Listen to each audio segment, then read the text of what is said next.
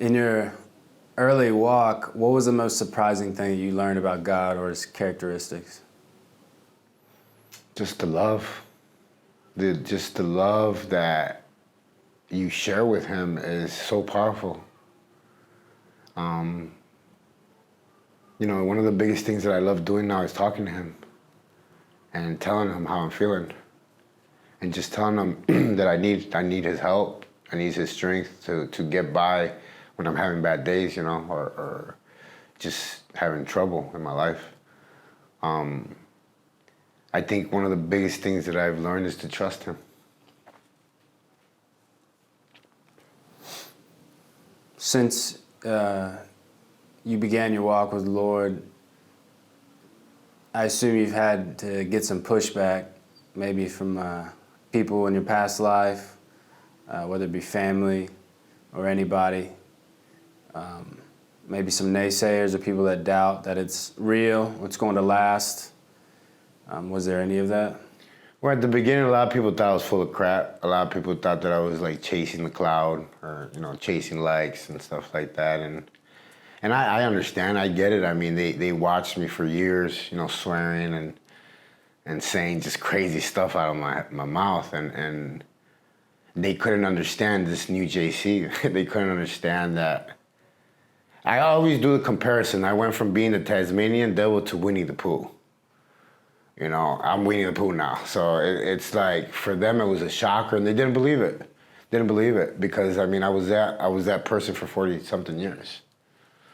So the biggest, that eye-opener for me was when I went back to the gym after I started my walk, because I had to apologize to everybody that I was rude to and that I offended and I hurt their feelings. Like, I had to apologize to every single person in there. And it was very powerful. As far as forgiveness goes, how do you approach it in terms of forgiving yourself and forgiving others? I think I've gotten better at forgiving others.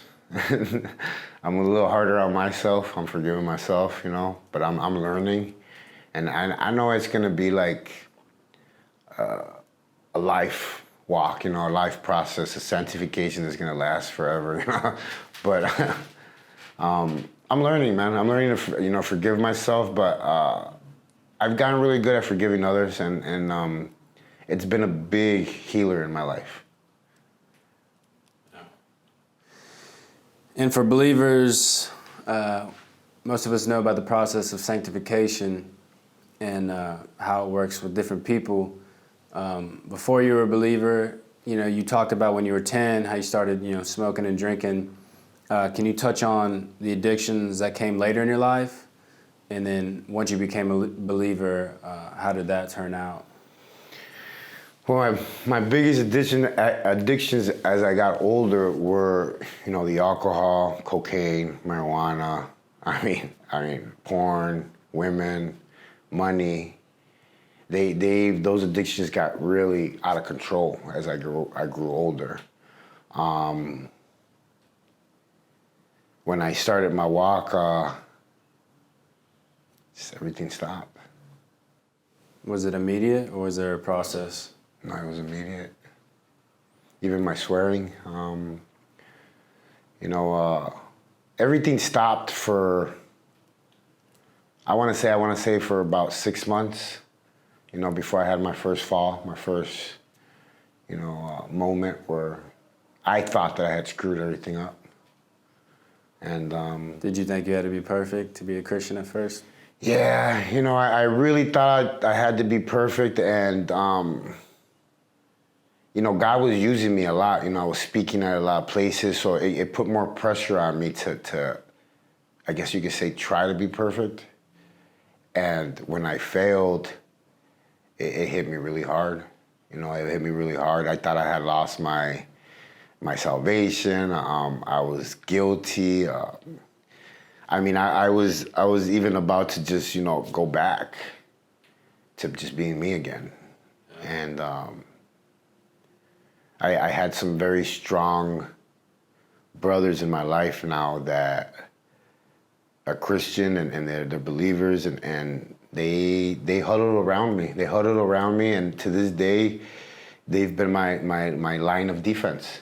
You know, they're right there in front of me, and I got a really good team that just kept me on my P's and Q's. Yeah, and that's a big misconception with non-believers. I think Christians got it all together, and they can never be a Christian because they can never get it all together. Those are the kind of Christians we need. The ones that don't have it together, because we'll get it together. We'll get it together with God. Yeah. Speaking of together, is there anything that you saw in the gangs growing up, in prison, with the cliques or anything, or is there anything in those groups that you saw that could be used for good, maybe in the Christian atmosphere? Maybe camaraderie or more of a sense of accountability or brotherhood, anything that you saw? Everything that you just said, that gangs use to keep their guys in line, is what we need as Christian men. Because it ain't easy, man. It ain't easy to not be part of this world, because everybody is. So you need some strong brothers to stand with you, to keep it real, to tell you, you messed up. Not to make you feel guilty, not to shame you or anything, but to tell you, we're here, like, call us if you need us, or, just things like that, like the camaraderie. Everything that's the one thing that I missed the most out of prison, is the camaraderie that I had with my guys. We went to the yard together, we went to lunch together, we watched TV shows together, we ate together, we fought together, we bled together. It was a camaraderie that just, I don't think you see it out here. Yeah. Some would say in the American church, there's a problem with masculinity. What is that? How does masculinity and Christianity go hand in hand for you?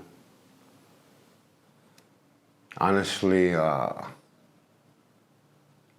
feel the toughest since God taught me self-control.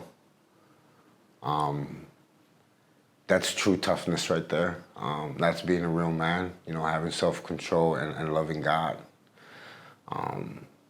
Not because you have to do it, because you want to do it.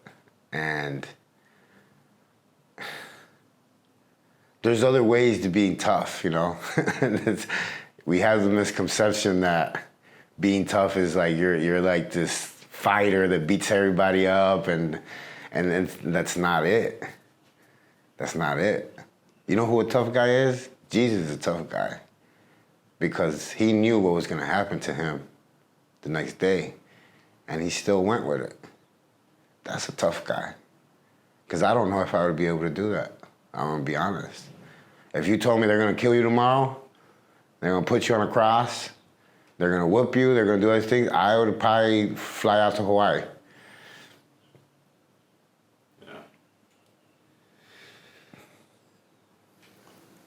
What are some things that you do to grow spiritually, like your day-to-day? I read scripture every day, Psalms, Proverbs.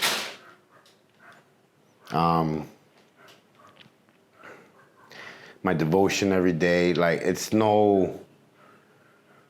don't have the books in my hand, then I do the app on my phone. But there's not one day that I'm not feeding my soul or learning the truth. Because you'll never stop learning. Once you start reading and understanding, it's something that's going to feed you for the rest of your life. As we know, the body is a temple, and that is a huge part of your ministry, Wrong to Strong. Tell me about that, how that all started, and how did the fitness lifestyle begin for you? Well, I've been working out since I was 9 years old. It's like the only thing that my dad taught me, how to lift weights. And I fell in love with working out, doing sit-ups as a kid. So I've always kind of done it. I've always lifted weights. I've always worked out. I've always done something. Back when I was younger, obviously it was for, ego purposes. I wanted a six-pack. I wanted to look good. I wanted the girls to look at me, blah, blah, blah. But, as I grew older, I started to understand how important it is to keep the body clean. Even after all those years that I put all that poison into me, all those drugs, all that hate, all that stuff. But, man, not drinking, not smoking, going to bed early, waking up early, eating good has really showed me how a machine should run. Like, with no pop-ups, no, explosions in the exhaust system, no, nothing like that, because your body reacts to how you treat it. You treat it with love, it gives you love back. And so you use, you train specific people out there, and you use this as an opportunity to witness. Yes. What's that experience like? At first, when I first started my walk, I was like, I'm gonna have my church one day. I'm gonna open up my church one day, and I just kept saying that all the time. And then one day when I was praying, I felt it in my heart that he was telling me, well, you already have your church. You have your YouTube channel and you have your gym where you're at.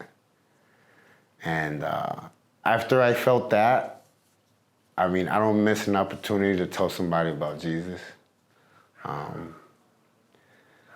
Even if I don't know them, I'll find a way to tell them something. I know everybody at the gym. I greet everybody at the gym. I carry myself to the point where people want to ask me sometimes.